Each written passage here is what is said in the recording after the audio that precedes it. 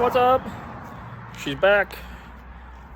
Was up at St. Louis Power Sports for a couple weeks. Got some wheel bearings all the way around done under warranty, thank God, and got a fresh oil change. So thanks to everyone at St. Louis Power Sports, appreciate it. And now, with some final nice weather, I'm going to tackle the wiring. So I'm gonna eliminate, well, not eliminate, but I'm gonna add another bus bar to this and get all this cleaned up and get it off of the cage and get a heavy gauge wire run up to the new bus bar.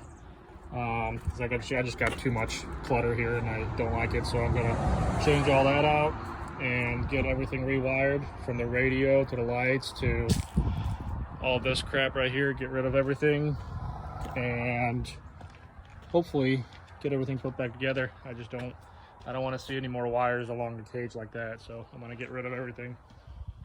So there's the bus bars, positive, negative, and then I bought this.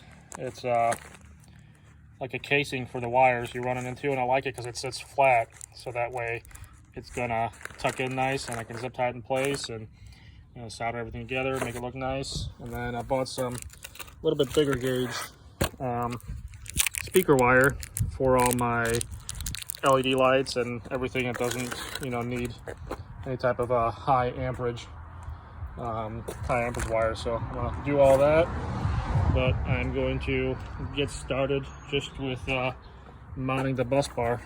I think I'm gonna put them here, or I might do something different, get one on one side for negative and positive, but I don't know how I'm gonna do yet, but I'll do it and keep you guys posted.